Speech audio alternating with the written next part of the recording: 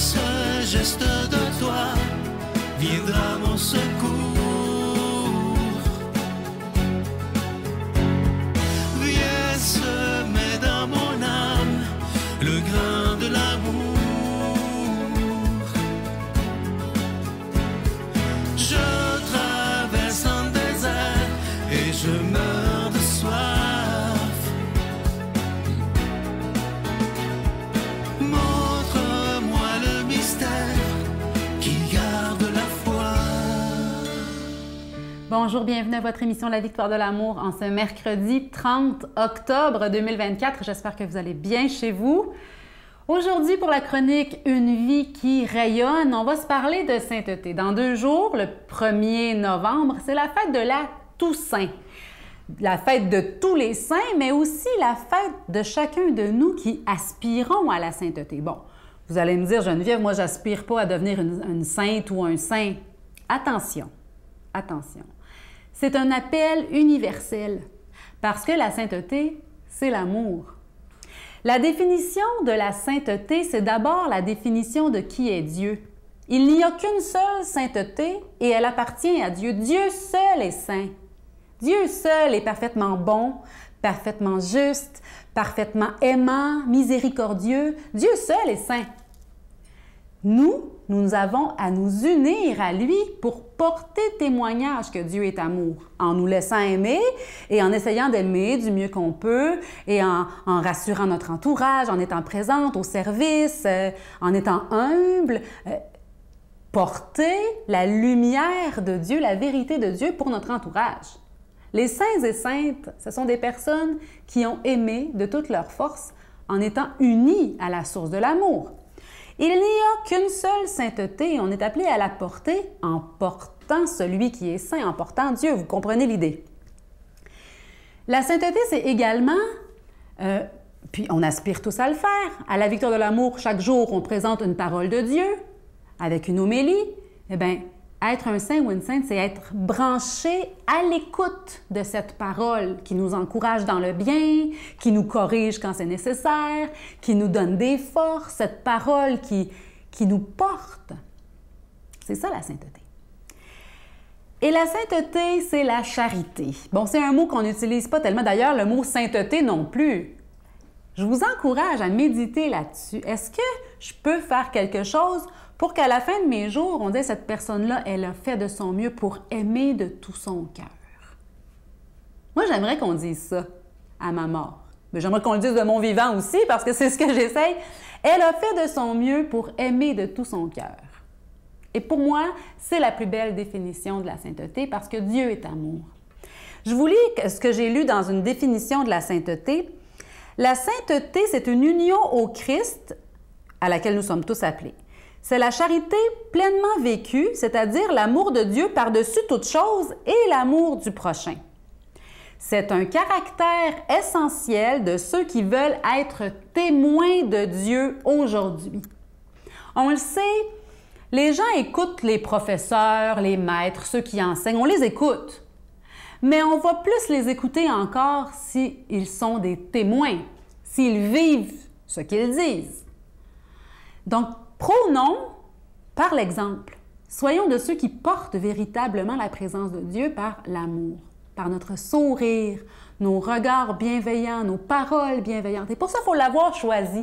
Et aujourd'hui, pourquoi pas choisir d'être saint? Oh, Seigneur, OK, viens être le Dieu saint en moi, le Dieu fort, le Dieu tout aimant. Viens être cette sainteté en moi.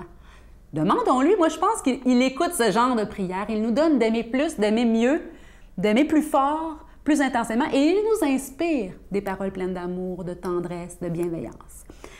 C'est ce que je nous souhaite à la veille de la Toussaint 2024.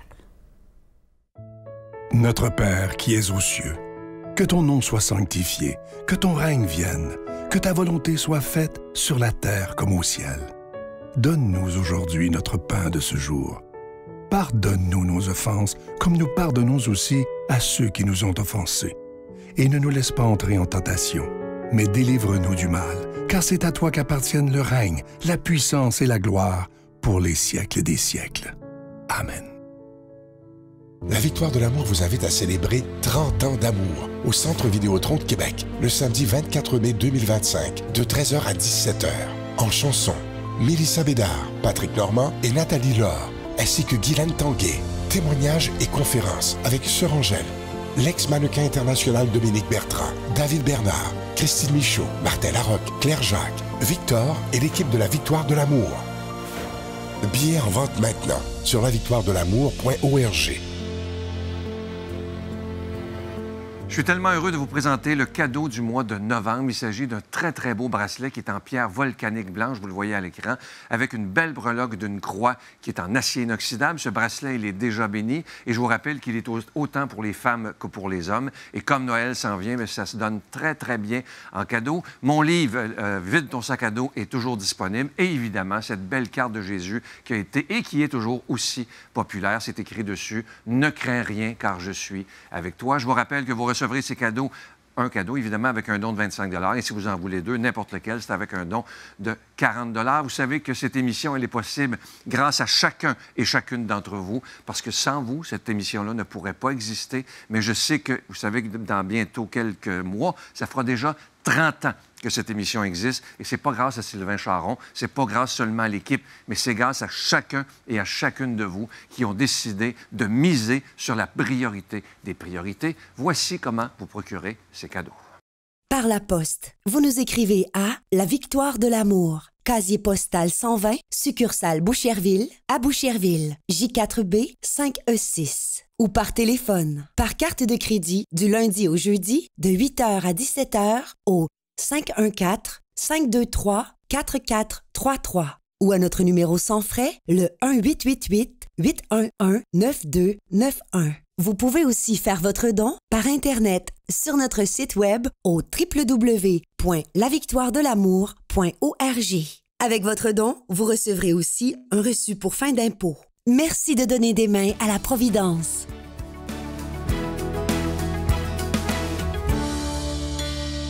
Mon Dieu, donnez-moi la sérénité d'accepter les choses que je ne peux changer, le courage de changer les choses que je peux et la sagesse d'en connaître la différence. Amen. On rejoint maintenant l'abbé Emmanuel Zétino pour l'homélie d'aujourd'hui.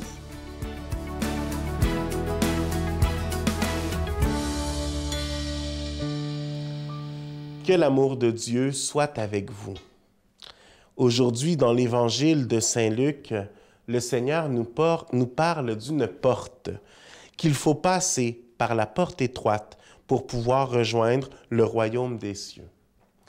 Un exemple qui est assez particulier, mais justement pour nous aider à comprendre le tout, l'Église a réussi à mettre dans des occasions très spécifiques un passage comme ça d'une porte, qui nous appelle non seulement au passage d'une porte terrestre, mais à passer justement dans cette porte qui représente le Christ, qui représente Jésus.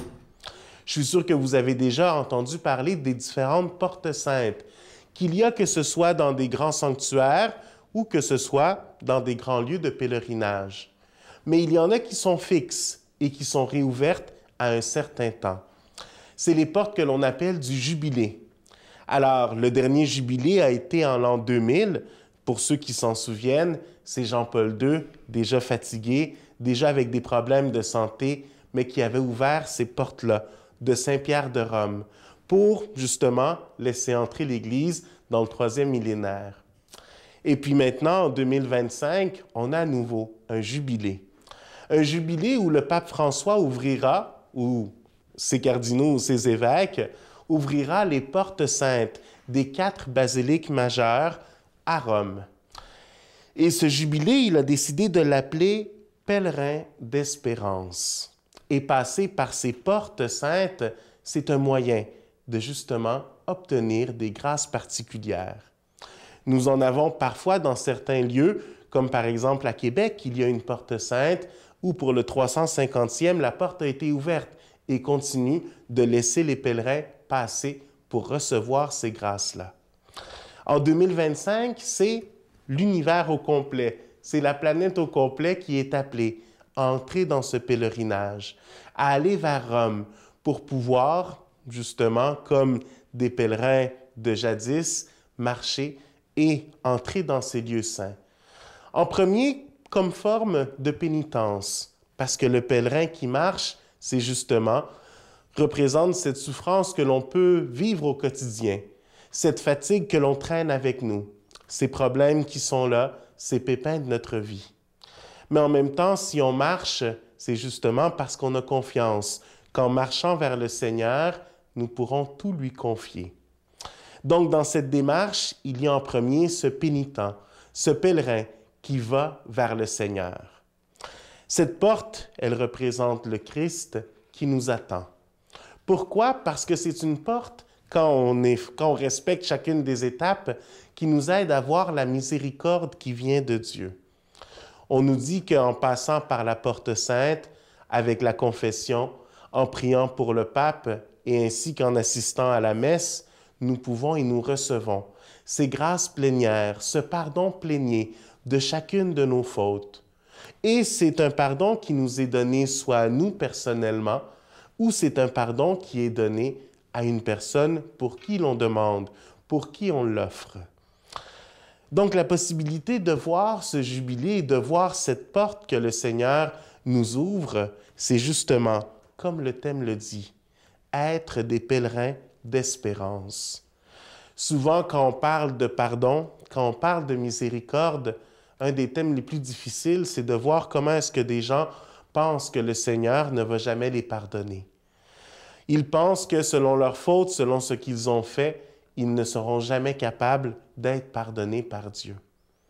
Et c'est là où nous, on a un rôle, comme pèlerins d'espérance, de pouvoir donner cette possibilité du retour vers le Père. Et c'est là où cette porte physique devient justement une porte spirituelle. Parce que finalement, chaque fois qu'on ouvre la porte du sacrement du pardon, c'est une possibilité d'entrer dans cette miséricorde et dans ce pardon qui vient de Dieu.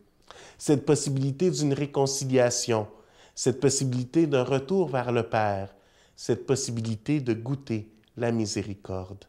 Alors soyons vraiment des messagers d'espérance en cette année qui se prépare jubilaire pour pouvoir témoigner à toutes les personnes qui sont chères que le Seigneur est tout miséricorde.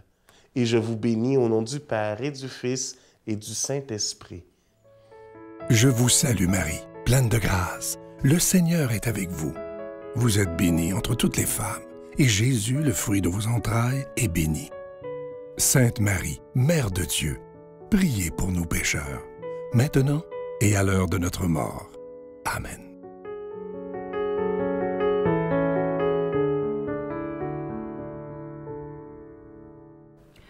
À l'approche du mois de novembre, on vous offre déjà le cadeau du mois de novembre qui est ce magnifique bracelet en pierre volcanique blanche avec une croix en acier inoxydable, donc elle ne ternira pas. Le bracelet est déjà béni et il s'offre bien en cadeau tant pour un homme que pour une femme. C'est très tendance aussi pour les hommes de porter ce genre de bracelet en ce moment. C'est merveilleux de soutenir la mission de la Victoire de l'amour grâce à ces cadeaux du mois. Et on continue de vous offrir la carte, parce que vous l'avez beaucoup aimée et nous aussi on l'aime beaucoup, la carte en acier inoxydable avec le visage de Jésus gravé. Et il nous rappelle « Ne crains rien, car je suis avec toi ». C'est un autre bon moyen de soutenir la mission de la Victoire de l'amour, d'annoncer la bonne nouvelle de l'amour de Dieu, tant à la télévision que sur Internet. Vous le savez et je vous le rappelle, sans votre soutien, rien de tout cela ne serait possible. Un grand merci et bonne journée. Il y a quelque part dans nous quelque chose qui est profondément bon, j'en suis convaincu, et tout ce que je pense qu'on aurait besoin de faire, c'est trouver les moyens de croire en nous-mêmes. Ce sera nous dès ce soir, à nous de le vouloir, faire que l'amour qu'on aura partagé nous donne